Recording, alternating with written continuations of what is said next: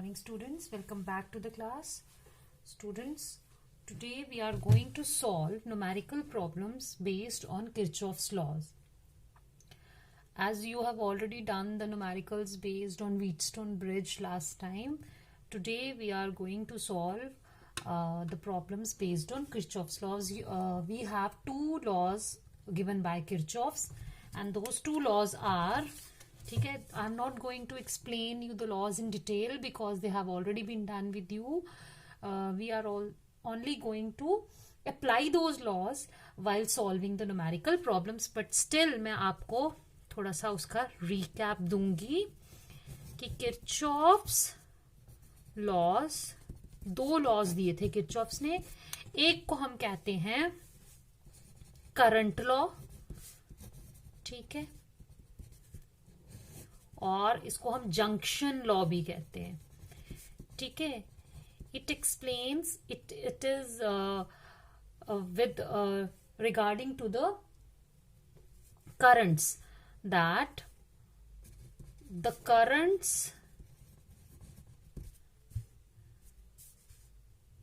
algebraic sum of currents entering at a point must be equal to the algebraic sum of currents leaving the point. Means कि अगर हमारे पास ये एक point है तो जितनी इस पॉइंट में करंट एंटर करेगी उतनी ही करंट इस पॉइंट से लीव भी करेगी. Means there is no accumulation of charge.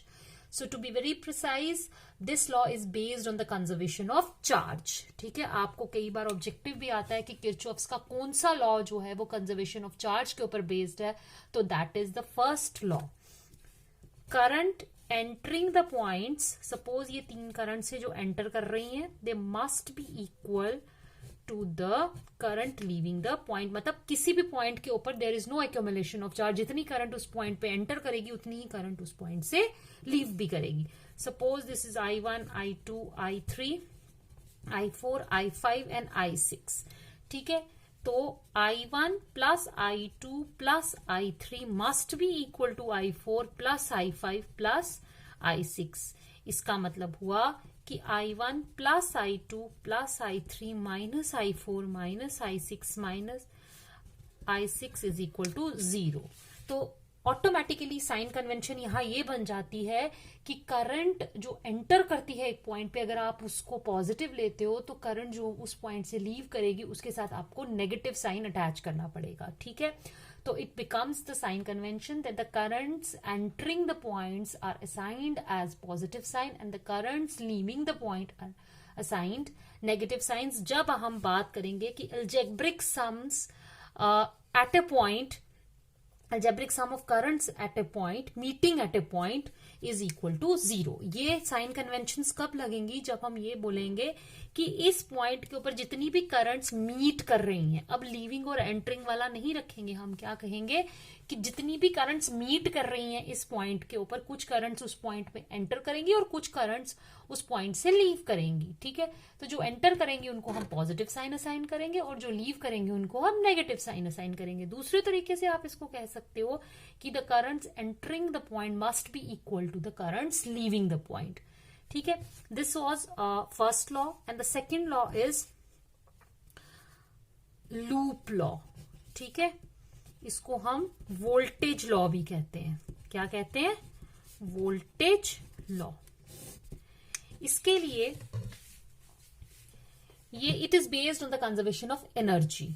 It states that the algebraic sum of potential drops must be equal to the sum of EMFs in a closed loop. Close loop is very important क्योंकि it is a loop law, तो इसमें loop का बहुत एक role है कि अब अगर आपके पास एक लूप है और उसमें आपने वेरियस रेजिस्टेंसेस एंड सेल्स जो हैं वो कनेक्ट किए हुए हैं, then current is flowing through it, तो वोल्टेज लॉ ये कहता है कि around any closed loop the sum of the potential drops must be equal to the sum of the EMF of the cells connected in that circuit. ठीक है, तो यहां पर आ जाएगा sigma I R is equal to sigma of EMFs। ठीक है, now what is sign convention? यहां पर इस केस के लिए पर्टिकुलरली हमारी साइन कन्वेंशंस क्या है? If this is the direction of the current and this is the direction of loop, ठीक है, हमारी ट्रेवर्सिंग की डायरेक्शन भी यही है और करंट की डायरेक्शन भी यही है, तो potential drop IR is positive. ठीक है, इफ आप कि करंट इस डायरेक्शन में जा रही है एंड द लूप आपका जो है वो इस डायरेक्शन में जा रहा है, then IR is taken as negative. ठीक है, अगर पहले पॉजिटिव आता और बाद में नेगेटिव आता है, then EMF is taken as negative. पहले नेगेटिव आता है और बाद में पॉजिटिव आता है, then it is taken as positive. मतलब आपकी ये आप जा रहे हो, आपकी लूप की डायरेक्शन, ये आपकी लूप की डायरेक्शन। ठीक है, this is loop and this is loop. Loop में जाते समय अगर पहले पॉजिटिव और फिर नेगेटिव आए, then there is a drop in the potential across the cell, तो वहां पर EMF हम ले लेंगे नेगेटिव। और अगर लूप ट्रेवर्स करते हुए पहले नेगेटिव और फिर पॉजिटिव आता है, it means there is an increase rise in the potential and it is taken as positive. ठीक है, ये जैसे जैसे हम क्वेश्चंस करते जाएंगे आपको ये चीजें क्लियर हो जाएंगी। Now I have taken this, इसमें हमारे पास एक सर्किट दिया गया है। सर्किट में there are various resistances and the cells connected and we are given to find the values of the current I1, I2 and I3। ये इतना आसान नहीं होता है, दैट इज वाई हम इसके ऊपर किरचॉफ्स लॉज लगाते हैं। It is a bit complicated problem, इसको हम व्हीटस्टोन ब्रिज से या रेजिस्टेंस जो सीरीज पैरेलल वाली प्रॉब्लम्स होती हैं उससे सॉल्व नहीं कर सकते।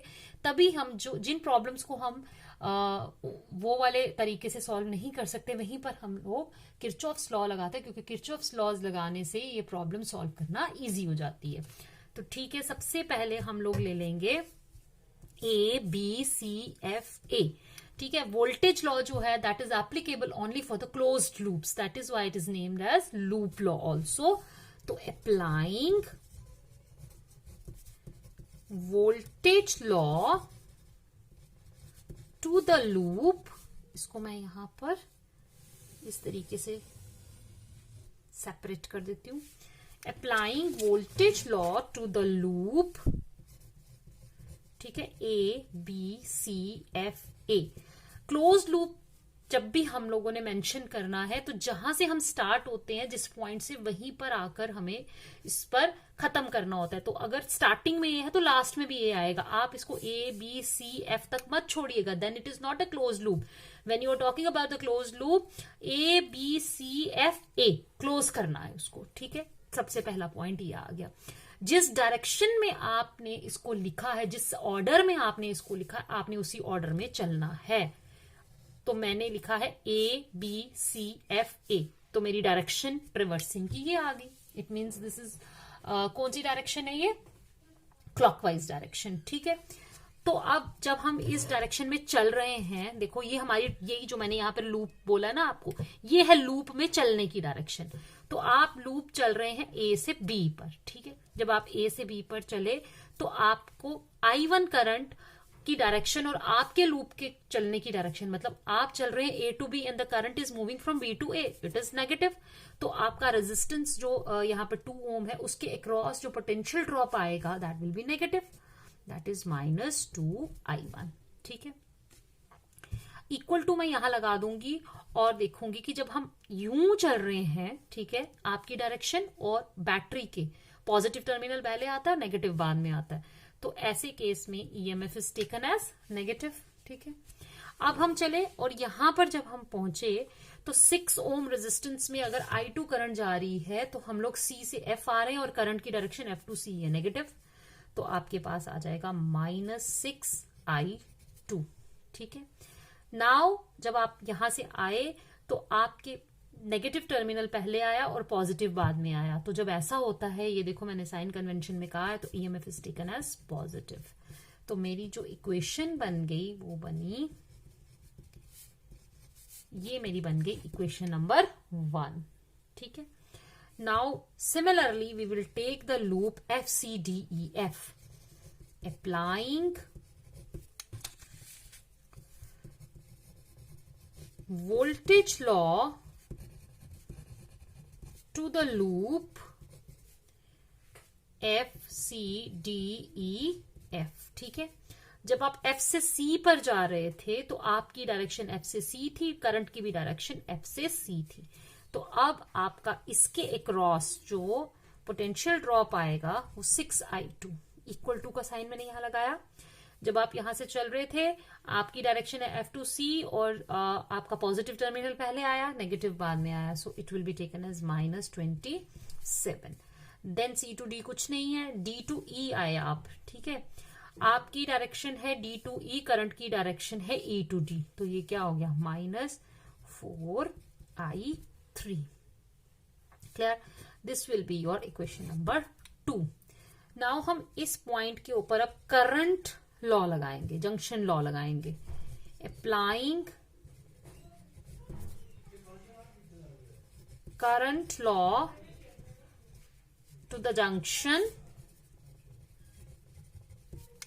F। देखो इस पॉइंट के ऊपर I1 करंट जो है वो एंटर कर रही है, I2 यहां से लीव कर रही है, I3 भी यहां से लीव कर रही है, तो आपके पास आ जाएगा I1 is equal to I2 plus I3।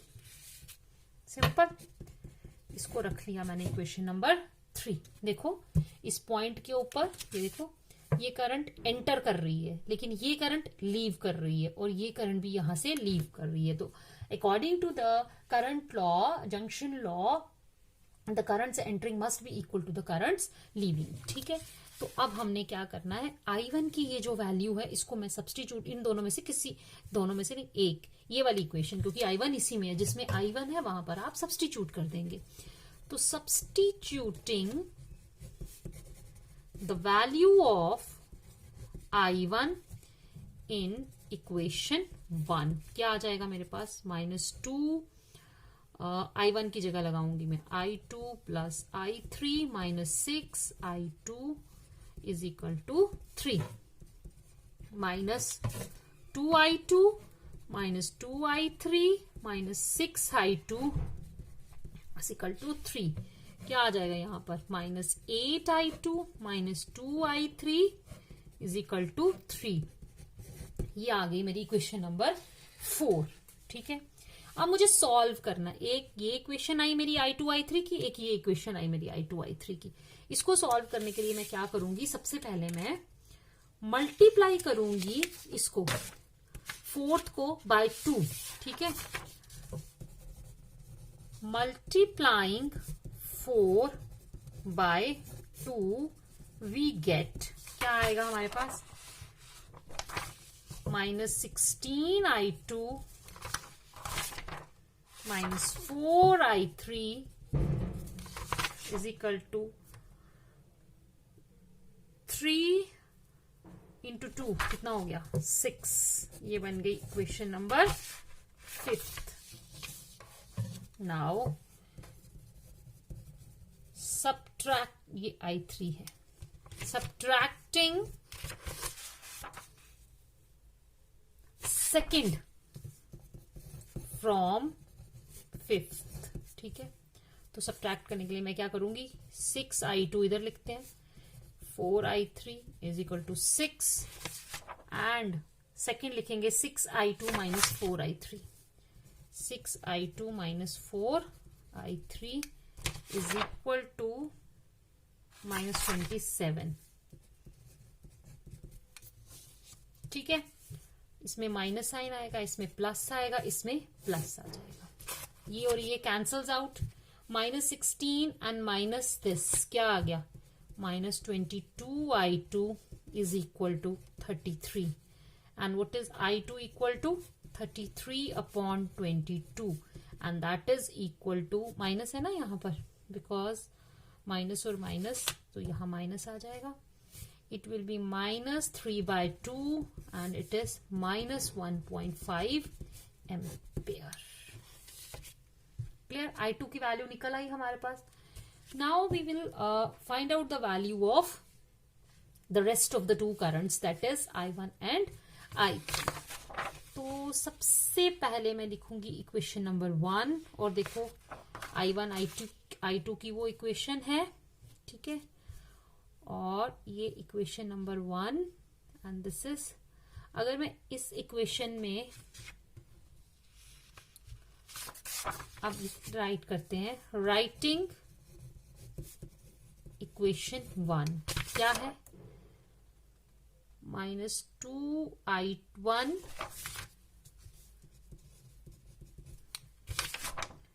-6i2 is equal to 3. ठीक है, हमने किसकी वैल्यू निकाली है, I2 की. हम इसमें सब्स्टिट्यूट कर देंगे, -6 और I2 की जगह आ जाएगा this one. Writing equation and substituting, इसमें किसकी वैल्यू सब्स्टिट्यूट की मैंने, the value of I2 we get. ठीक है, प्लस 6 इंटू 1.5 कितना होगा, करो आप इसको, 9. ठीक है, तो आपके पास आ गया इज इक्वल टू 3. तो -2i1 is equal to 3 minus 9. It implies -2i1 is equal to -6 and I1 is equal to 6 upon 2, that is 3 amperes. Now we know I1 is equal to, हमने प्रूव किया हुआ है, therefore I3 निकल जाएगा हमारे पास, यही हमें चाहिए. अब बाकी I1 I2 निकाल दिए, I1 minus I2. I1 is 3 and I2 is -1.5.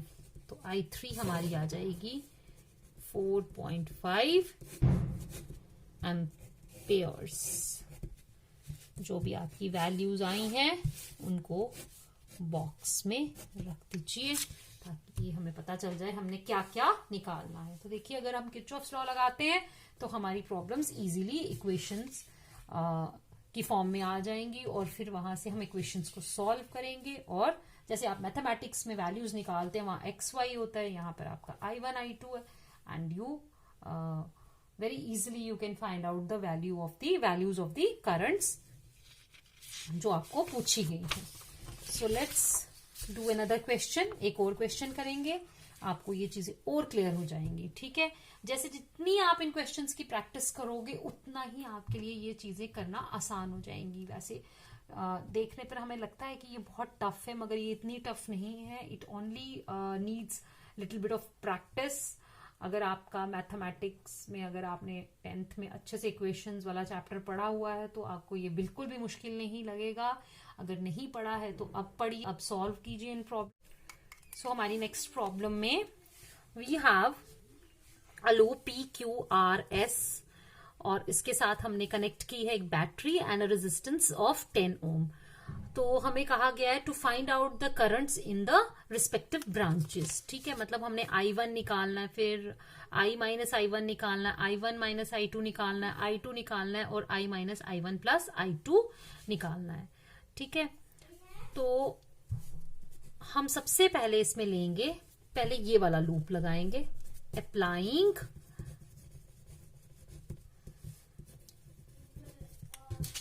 Loop law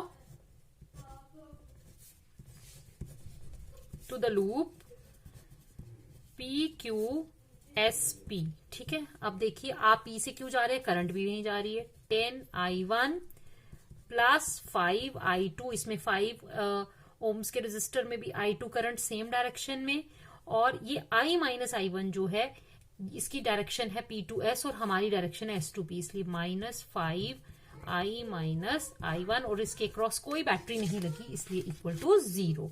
then it is 5i2 bracket खोलिए 5i plus 5i1 equal to 0. ठीक है, इक्वेशन नंबर 1 आ गई.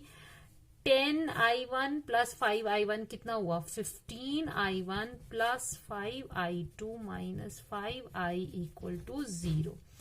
हम 3 से इसको 5 से इसको अगर मैं मल्टीप्लाई करूं डिवाइड करूं तो मेरे पास आ जाएगा 3i1 plus i2 minus i equal to 0 and this is my equation number 1. ठीक है, तो now let's move to this loop. ठीक है, applying loop law to the loop QRSQ. ठीक है, अब देखो Q to R करंट की डायरेक्शन इज सेम और हमारी भी direction because we are moving in the direction from Q to R. तो आपके पास आएगा 5i1 माइनस i2. आप आ रहे हैं R, करंट जा रही है S to R, तो आपके पास आएगा -10i minus i1 plus i2. ठीक है, अब आप इधर से जा रहे हैं S to Q और करंट आ रही है फ्रॉम Q to S, तो आपके पास आएगा -5i2 इक्वल टू 0. एक बार फिर से देखिए Q to R आए, सेम डायरेक्शन आपकी भी, मतलब हमारे आने की भी और करंट की भी, तो पॉजिटिव साइन. यहां से हम आए, हमारी डायरेक्शन और करंट की डायरेक्शन डिफरेंट, माइनस साइन. यहां से जब हम ऊपर चले, हम ऊपर जा रहे हैं, करंट नीचे आ रही है, इसलिए ये वाला साइन, माइनस साइन. अब आप इसको सॉल्व करिए. -10i plus 10i1 minus 10i2 minus 5i2 is equal to 0. ये आ गया 15i1 माइनस 5i2 और 10i2 एंड माइनस 5. ये देखो, ये इक्वेशन को सॉल्व किया. 5i1 और 10i1 कितना आया 15i1 माइनस 5i2 और माइनस 10i2 माइनस 15 और माइनस 5 दोबारा से -20i2. यहां पर आया -10i इक्वल टू 0. i1 और i2 के हमने जो कोफिशिएंट्स हैं वो इकट्ठे कर लिए. i1 वाला 15, ये -20 एंड 10. अब हम इसको फिर से 5 के साथ हम इसको डिवाइड करेंगे. ये आ जाएगा 3i1 minus 4i2 minus 2i equal to 0. This is my equation number 2.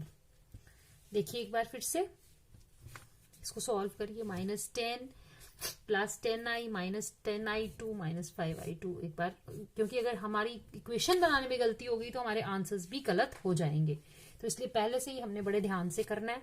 5 और ये 15 -5 -5 10 -20 और -10i. ठीक है, इक्वेशन बन गई.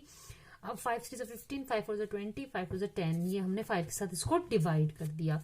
अब मैं फिर से लूप लॉ लगाऊंगी. कहां पर? PSRTUP लूप पर. ठीक है, अप्लाइंग, देखो loop law to the loop. 3 loops लेंगे इसमें हम. PSRTUP यानी हम चलेंगे पहले P से PQRS लेते हैं.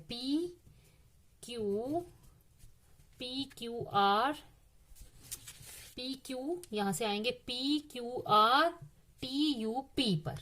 ठीक है, देखो कैसे PQRTUP, मतलब अब हम यहां से लेंगे, यहां से और वापस यहां पर आएंगे. ठीक है, ये वाला लूप लेंगे, ये वाला, क्योंकि इसमें हमारी बैटरी भी कवर हो जाएगी. तो अब आप देखो, जब आप P से Q गए तो करंट की डायरेक्शन वही है, सेम 10i. हमारे पास क्या आ जाएगा? Positive 10i. अब देखो Q से R आ रहे हो, ये देखो Q से R आए तो direction of current and direction of the loop is same. तो आपके पास आ गया 5 प्लस साइन आएगा, 5 I1 माइनस I2। अब यहां से आओ, इस लूप में भी करंट की डायरेक्शन और लूप की डायरेक्शन सेम है, तो plus 10I is equal to, ये देखो यहां से आए, यहां पर यहां पर यहां पर करंट की डायरेक्शन और लूप की डायरेक्शन सेम है, तो प्लस 10I, करंट I आ रही है, यहाँ नेगेटिव टर्मिनल पहले आया, पॉजिटिव बाद में आया, इसलिए ईएमएफ को लेंगे हम positive, and that is equal to 10। ठीक, अब हम इसको सॉल्व कर लेंगे किस इक्वेशन को। 5I1 minus 5I2 plus 10I is equal to 10। 15I1 minus 5I2 plus 10I equal to 10। इसको मैं 5 से करूंगी, 3I1 minus I2 plus 2I is equal to 2। ये मेरी इक्वेशन नंबर 3 निकल गई। ध्यान से देखो, ये इक्वेशन और ये इक्वेशन लेते हैं। सबसे पहले हम इसको करते हैं हम ऐड। ठीक है, एडिंग 1 and 2, देखो ये एडिंग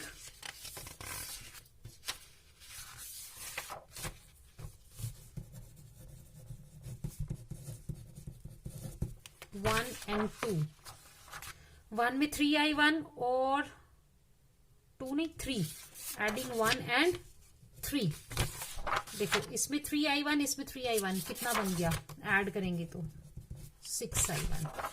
इसमें प्लस I2, इसमें माइनस I2 कैंसल, इसमें माइनस I और इसमें प्लस 2I, तो आ गया plus I is equal to 2।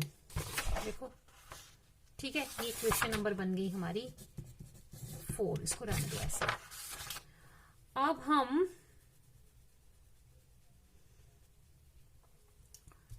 इसको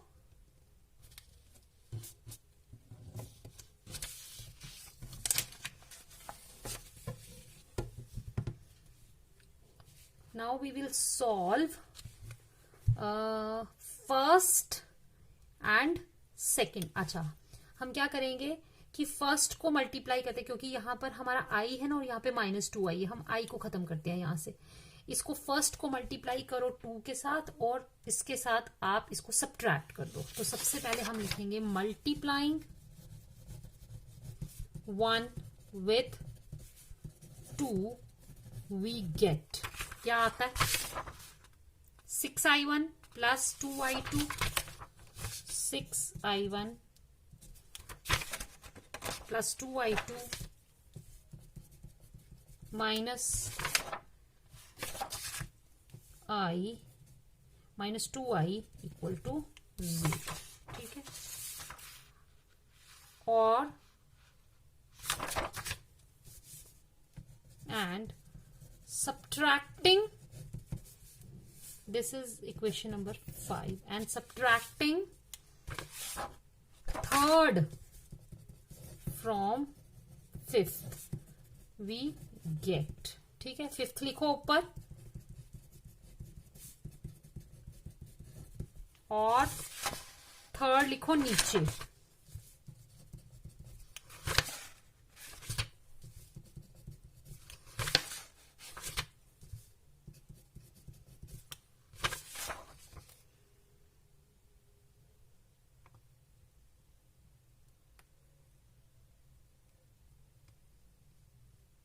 Not subtracting, we will add, adding 3 and 5। देखो क्यों, क्योंकि एक माइनस है एक प्लस है, तो इक्वल टू आया 2। ये कैंसिल, क्या आया 9I1 plus I2 is equal to 2। This is your equation number 6। ठीक है, एक इक्वेशन हमारे पास ये बन गई। यहां से अब हमारे पास, अब हमने क्या करना है, अब हमने इस इक्वेशन और इस इक्वेशन को भी सॉल्व करना है। पहले आपने ये और ये की, now you will add second and third.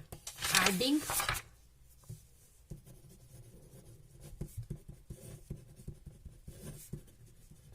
We get, क्या आया, इसमें भी ये कैंसिल हो जाएगा, इसमें क्या आएगा 3I प्लस 3I कितना हुआ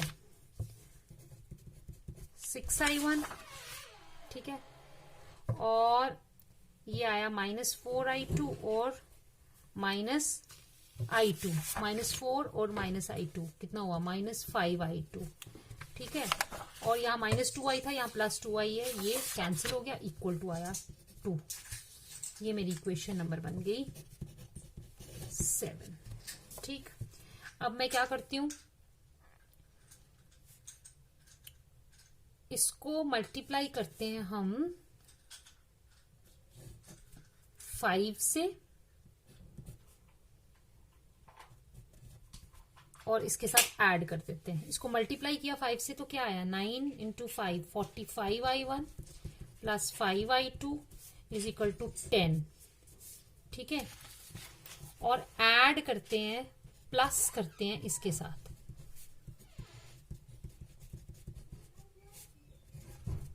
ठीक, 2 आया, ये और ये कैंसिल, क्या आया 46 और ये आया 51i1 इज इक्वल टू 12। देखो कहीं हमसे गड़बड़ तो नहीं हुई है। i2 6i1 माइनस 5i2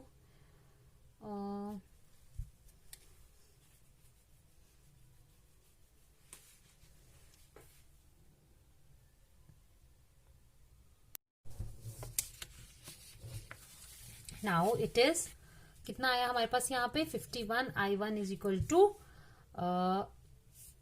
12, ठीक है, तो then i1 will be equal to 12 upon 51।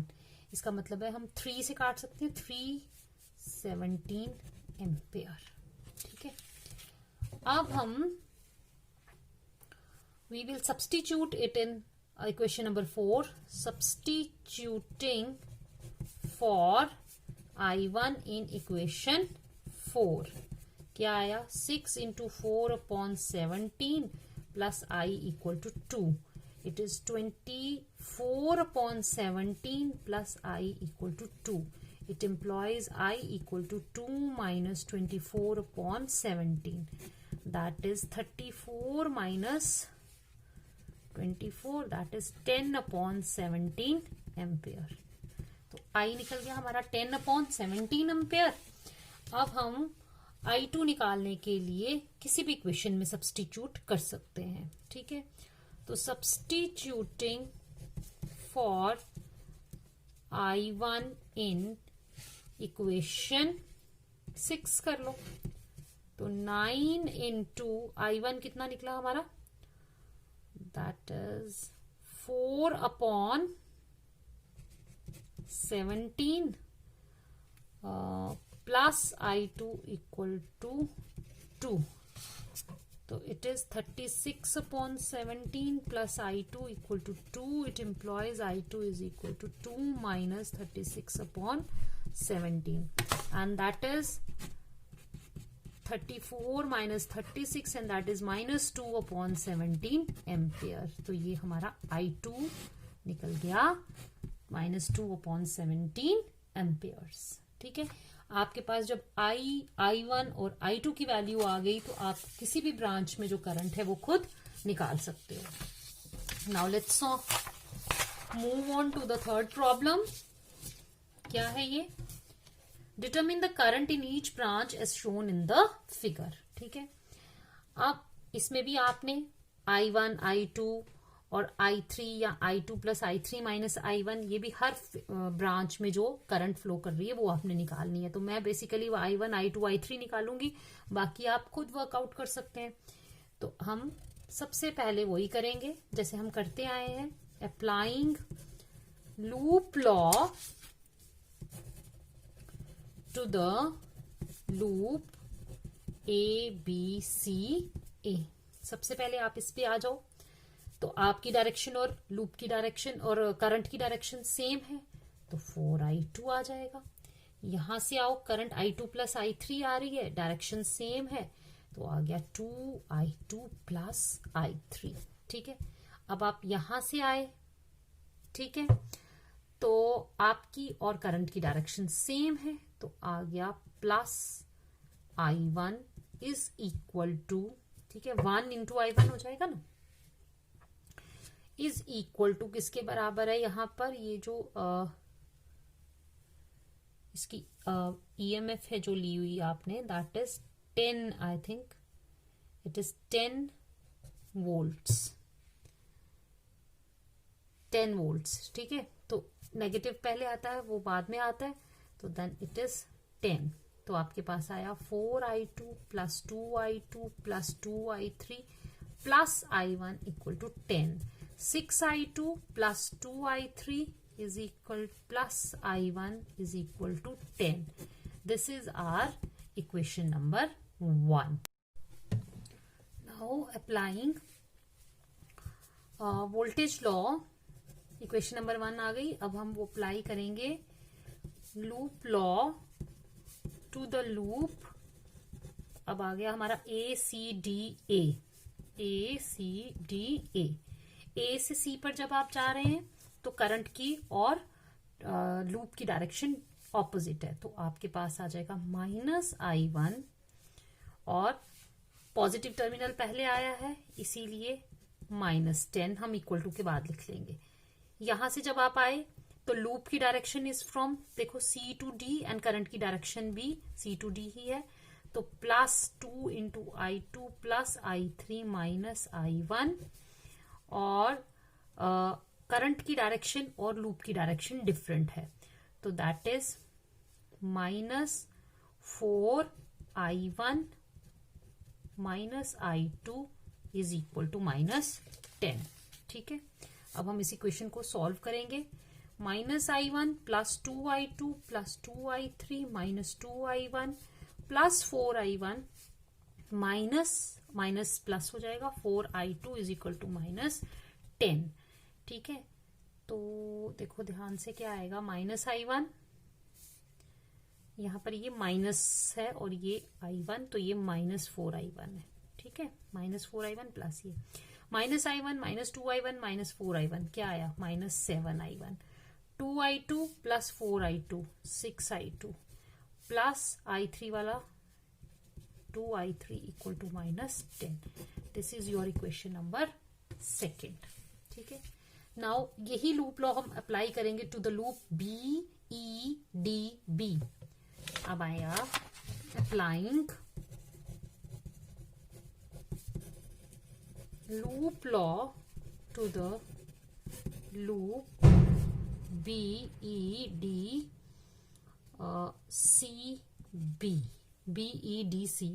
ठीक है, तो आप देखो B से E पर आप आए तो आपकी डायरेक्शन है B to E और करंट की डायरेक्शन है ऑपोजिट, पर यहाँ कोई रेजिस्टर नहीं लगा हुआ। ठीक है, मगर आप जब यहां से आ रहे तो पॉजिटिव टर्मिनल पहले आ रहा है, इसलिए -5 में पहले से ही लिख दूंगी।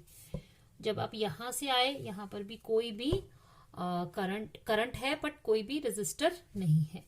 अब जब आप यहां से यहां चले तो रेजिस्टर 2 ओम है लेकिन करंट की डायरेक्शन ऑपोजिट है, -2I2 plus I3 minus I1, और वही बात है इसमें, तो -2I2 प्लस I3 क्योंकि डायरेक्शंस ऑपोजिट है। सॉल्व करेंगे, -2I2 minus 2I3 plus 2I1 -2I2 minus 2I3 equal to -5, -2 -4I2 -2 और ये -4I3 plus 2I1 equal to -5।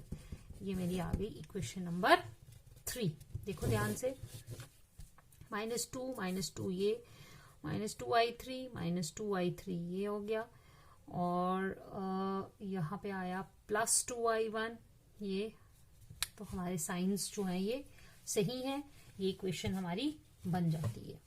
ठीक है, अब हमने सॉल्व करनी है। आपके पास क्या है, 3 इक्वेशंस आ गई हैं, अब आपने सॉल्व करनी है।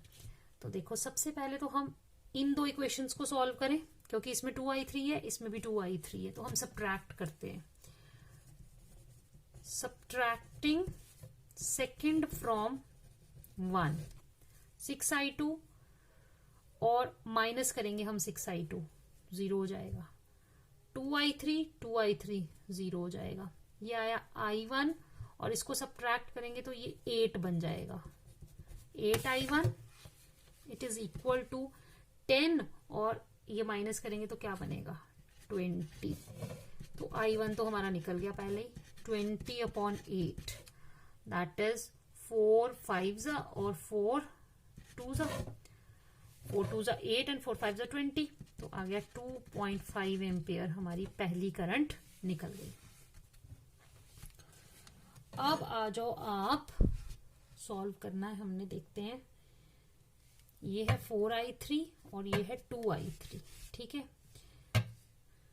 यहां से हम लोग, एक ये है और एक ये है, ठीक है। आप मल्टीप्लाई करो, आगे लिखते हैं मल्टीप्लाइंग 1 with 2, मल्टीप्लाइंग 1 with 2। देखो क्या मिलेगा हमें, 6 का बन जाएगा 12, 2 का बन